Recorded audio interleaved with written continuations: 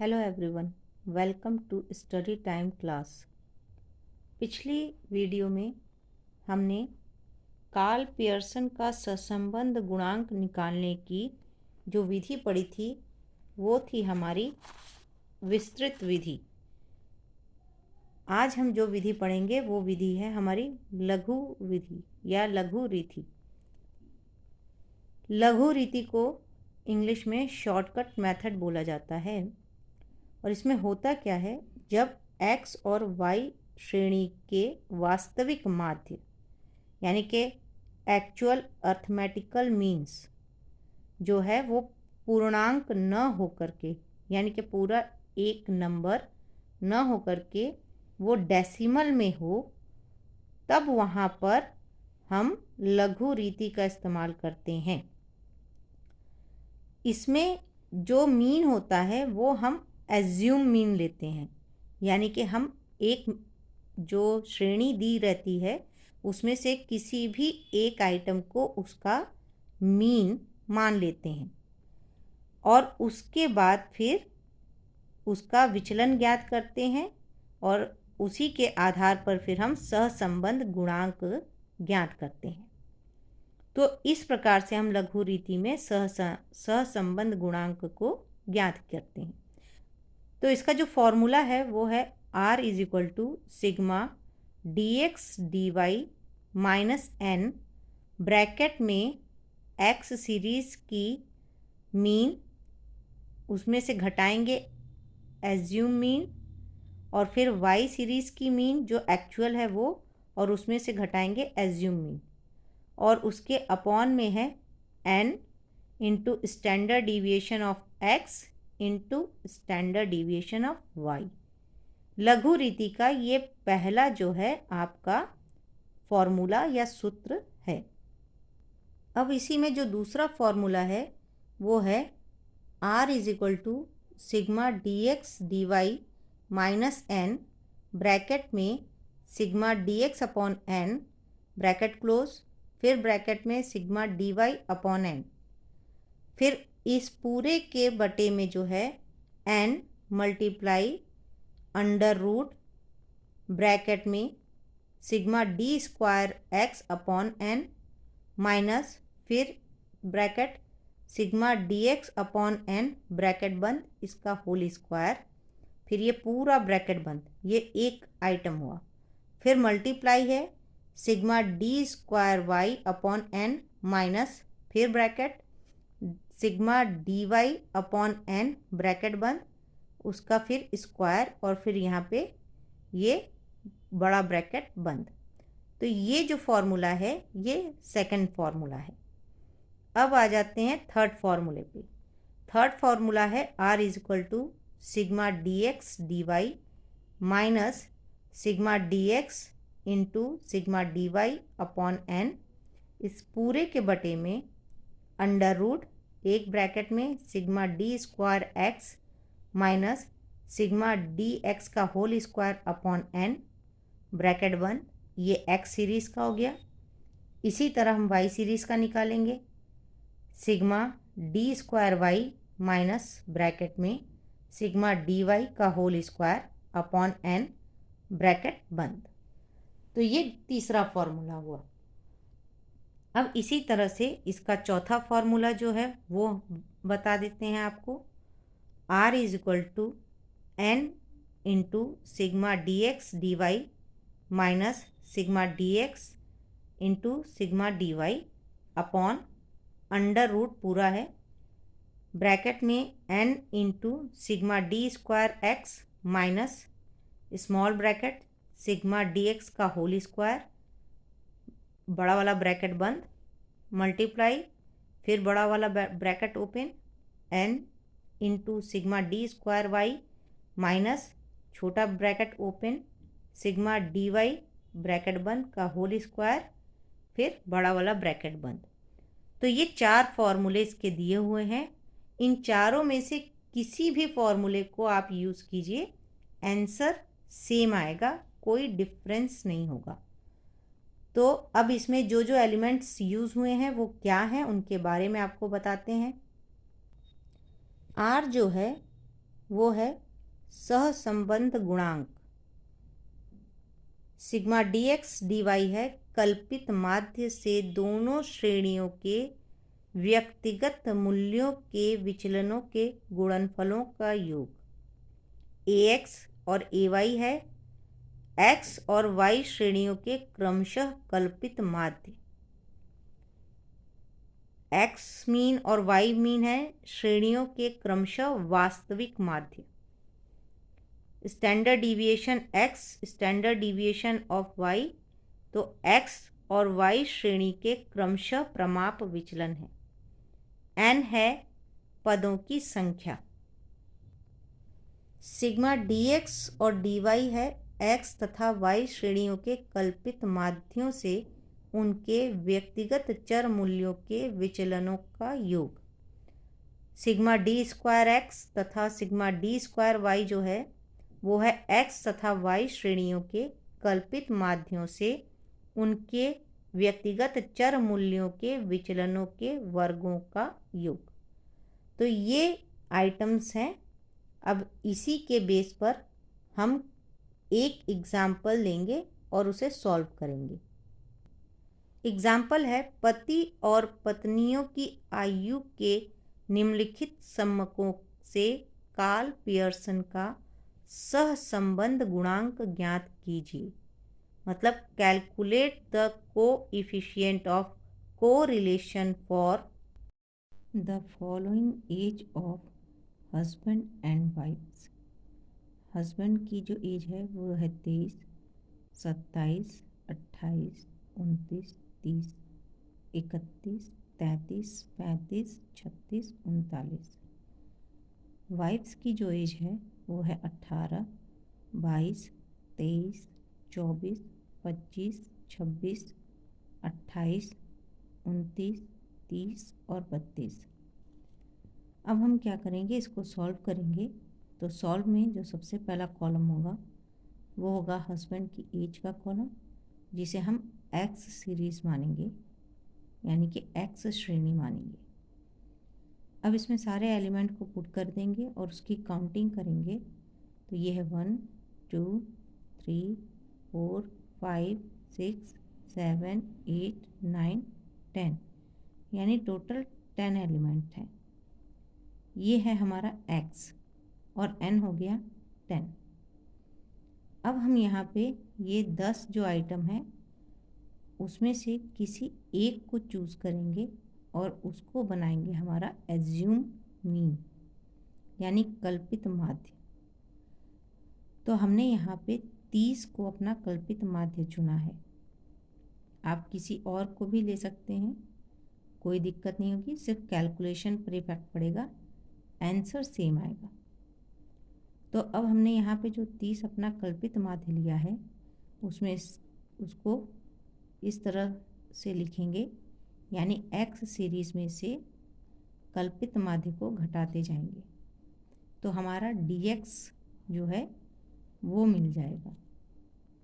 तो पहला है आइटम 23, तो 23 में से 30 घटाया, 27 में से 30 घटाया, 28 में से 30 घटाया, 29 में से 30 घटाया, 30 में से 30 घटाया, 31 में से 30 घटाया, 33 में से 30 घटाएंगे, 35 में से 30 घटाएंगे, 36 में से 30 घटाएंगे और 39 में से 30 घटाएंगे। तो हमें मिलेगा -7, -3, -2, -1, 0, +1, +3, +5, +6, +9। अब माइनस को जोड़कर सिंबल लगाएंगे माइनस का, प्लस को जोड़कर सिंबल लगेगा प्लस का, और प्लस में से जब माइनस को घटाएंगे तो आएगा +11। यहाँ पे ये +11 इसलिए आया है क्योंकि प्लस वाला आइटम ज़्यादा है, क्वांटिटी ज़्यादा है और माइनस की कम है। कभी कभी ऐसा भी हो सकता है कि माइनस की क्वांटिटी ज़्यादा हो और प्लस की कम हो तो सिंबल माइनस हो जाएगा। तो उसका क्या इफ़ेक्ट पड़ेगा वो हम आपको आगे वीडियो में बताएंगे। अभी तो यहाँ पे हमारा dx जो है वो सिग्मा जब हमने कैलकुलेट किया, यानी कि इन सबको जोड़ा तो आया +11। अब हमने इसी का क्या किया है, स्क्वायर किया है। तो हमारा जो नेक्स्ट कॉलम बना वो डी स्क्वायर एक्स का बना। तो -7 का -7 में मल्टीप्लाई करेंगे तो माइनस का माइनस में मल्टीप्लाई करेंगे हो जाएगा प्लस, 7 का 7 में मल्टीप्लाई करेंगे आएगा 49। उसी तरह से -3 का -3 में मल्टीप्लाई करेंगे आएगा 9, -2 का -2 में मल्टीप्लाई करेंगे 4, -1 का -1 में मल्टीप्लाई करेंगे 1, 0 का 0 में मल्टीप्लाई करेंगे 0, +1 का +1 में मल्टीप्लाई करेंगे 1, +3 का +3 से मल्टीप्लाई करेंगे तो 9, +5 का +5 से मल्टीप्लाई करेंगे तो 25, +6 का +6 में मल्टीप्लाई करेंगे 36 और +9 का +9 से मल्टीप्लाई करेंगे तो 81 आएगा। अब इन सबको टोटल करेंगे तो सिग्मा डी स्क्वायर एक्स आएगा जिसकी वैल्यू है 215। ये जैसे एक्स का कॉलम हमने कैलकुलेट किया है उसी तरह वाई का कॉलम भी कैलकुलेट करेंगे। यहाँ पे जो हमने एज्यूम मीन माना था वो था 30, उसी तरह से यहाँ पे जो हम एज्यूम मीन मान रहे हैं वो है 25। अब 25 के हिसाब से हम यहाँ पे डी वाई का कॉलम बना लेंगे। तो 18 में से 25 घटाएंगे, 22 में से 25 घटाएंगे, 23 में से 25 घटाएंगे, 24 में से 25 घटाएंगे, 25 में से 25 घटाएंगे, 26 में से 25 घटाएंगे, 28 में से 25 घटाएंगे, 29 में से 25 घटाएंगे, 30 में से 25 घटाएंगे और 32 में से 25 घटाएंगे। तो आएगा हमारे पास -7, -3, -2, -1, 0, +1, +3, +4, +5, +7। अब इन माइनस को अलग जोड़कर माइनस का सिंबल लगाएंगे, प्लस को अलग जोड़कर प्लस का सिंबल लगाएंगे, प्लस में से माइनस को घटाएंगे तो आएगा +7। तो ये आ गया हमारा सिग्मा डी वाई का कॉलम और इसका टोटल हो गया +7।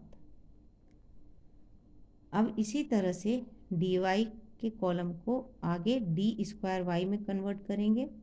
तो -7 से -7 में गुणा करेंगे तो आएगा 49, -3 का -3 में गुणा करेंगे तो 9, -2 का -2 में गुणा करेंगे 4, -1 का -1 में गुणा करेंगे तो 1, 0 का 0 में गुणा करने पर 0, 1 का 1 में गुणा करने पर 1, 3 का 3 में गुणा करने पर 9, 4 का 4 में गुणा करने पर 16, 5 का 5 में मल्टीप्लाई करने पर 25 और 7 का 7 में मल्टीप्लाई करने पर 49। अब ये डी स्क्वायर वाई वाला जो कॉलम है इसको जब टोटल करेंगे तो आएगा सिग्मा डी स्क्वायर वाई जो होगा 163। अब जो हमारा लास्ट कॉलम है वो है डी एक्स और डी वाई का। अब यहाँ पे डी एक्स दिख रहा है आपको और ये डी वाई का कॉलम दिख रहा है। अब इन्हीं के आइटम्स का मल्टीप्लाई करके यहाँ पे लिखेंगे। तो -7 का -7 में मल्टीप्लाई करेंगे 49, -3 का -3 में मल्टीप्लाई करेंगे 9, -2 का -2 में मल्टीप्लाई करेंगे 4, -1 का -1 में मल्टीप्लाई करेंगे 1, 0 का 0 में मल्टीप्लाई करेंगे 0, +1 का +1 में मल्टीप्लाई करेंगे 1, +3 का +3 में मल्टीप्लाई करेंगे 9, +5 का +4 में मल्टीप्लाई करेंगे 20, +6 का +5 में मल्टीप्लाई करेंगे 30, +9 का +7 में मल्टीप्लाई करेंगे तो 63।